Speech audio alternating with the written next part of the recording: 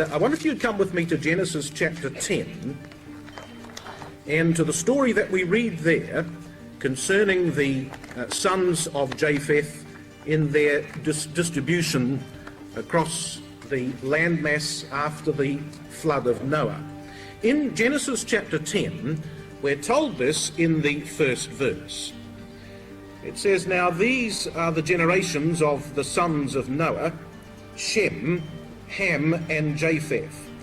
And unto them were sons born after the flood.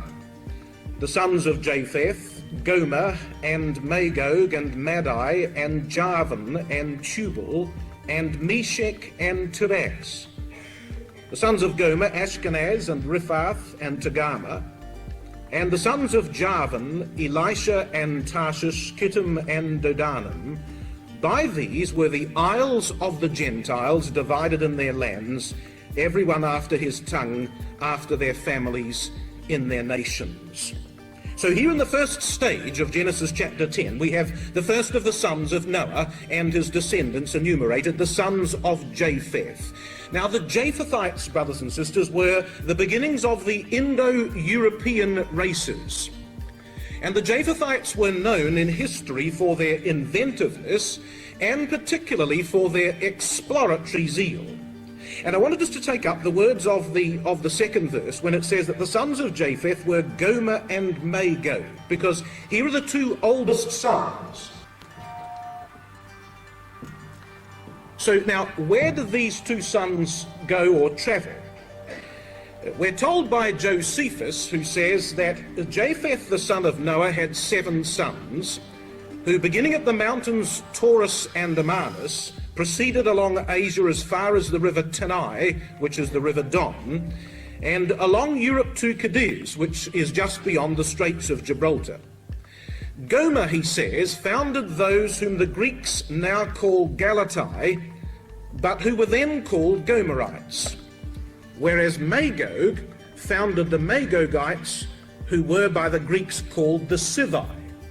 And so you'll notice that what our map shows here is the migration in a westwards direction of the sons of Japheth after the flood, both to the river Don, as shown on the right-hand side of the map, and then westwards along the river Danube, spreading into the very heart of Europe itself. That's what Josephus says. Herodotus says something similar when he says that the name Scythi was a name given by the Greeks to an ancient and widely extended people of Europe who had spread themselves westward along the banks of the Danube. And finally, Diodorus Siculus tells us that he speaks of the Scythi, who were above the Galatai, extending to the Baltic. And so you'll notice, brothers and sisters, that what we're being told by most of these ancient historians is that not only did the sons of Japheth, Magog, and Gomer migrate westwards into the heart of Europe, but they were in fact contiguous to one another. They settled on lands that were next to one another, separated in those days by the border of in fact, the River Rhine. So what then of the identity and the location of the other sons? Now, we may have a slight technical difficulty here. I seem to feel that the microphone is going to make a strange noise each time I walk across to the overhead projector. So I'm going to remain silent while I change the overheads, and I'll tiptoe back here before I start again. So the identity of the rest of the sons.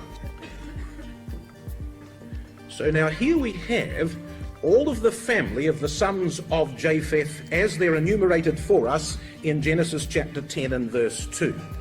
We've got not only Gomer and Magog, who spread across to the west, but we also have the third son in verse 2, who is Madai, which we believe answers to the area of Persia, because the word Madai in Genesis 10 verse 2 is the same word translated Media throughout the rest of the Bible, and answers to the Medo-Persian area.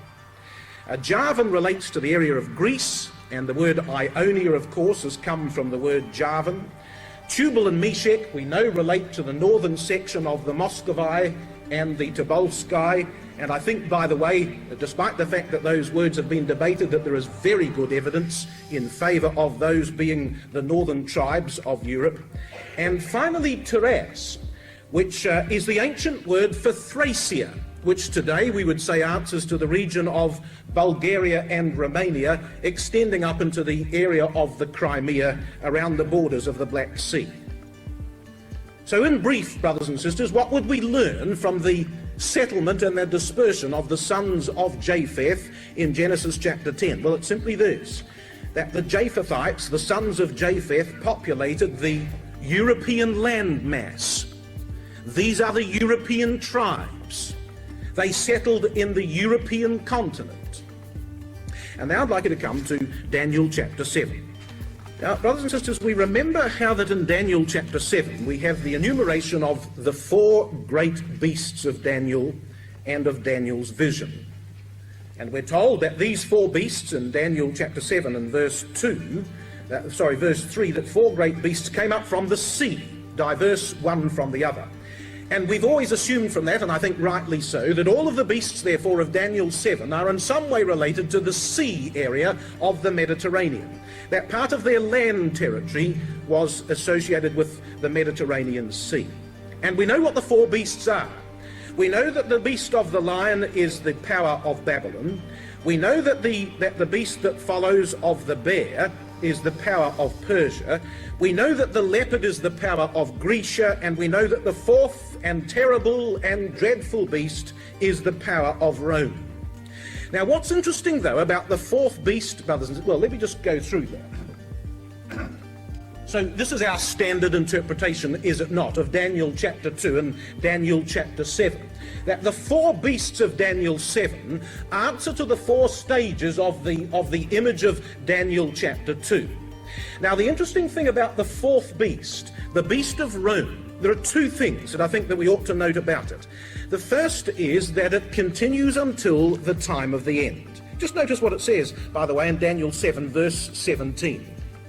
It says, "These great beasts which are 4 kings which shall arise out of the earth, but the saints of the Most High shall take the kingdom and possess the kingdom forever and ever." Do you notice how that the kingdom and the saints and the establishment of the kingdom in verse 8 follows hard on the heels of the 4th beast of verse 17?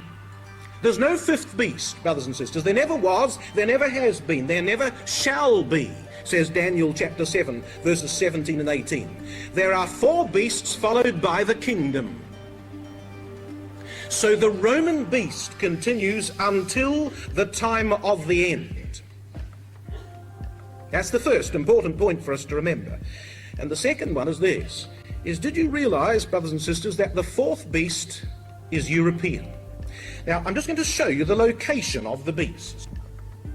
So now, if we come across the land mass and look at these 4 beasts in succession, on the right-hand side, you will notice that we have just a sliver of land coming down the area of Palestine, which is coloured in that light orange, which is the westernmost extent of the kingdom of Babylon.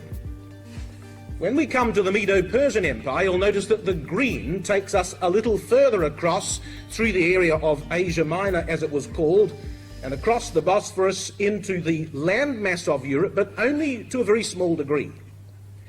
When we come to the Grecian Empire, you'll notice that the red extra detail takes us a little further westwards again, but the Roman beast is essentially and especially and uniquely a Roman system, a European system.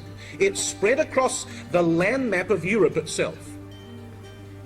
And it's this beast, brothers and sisters, a European beast, that continues until the time of the end. So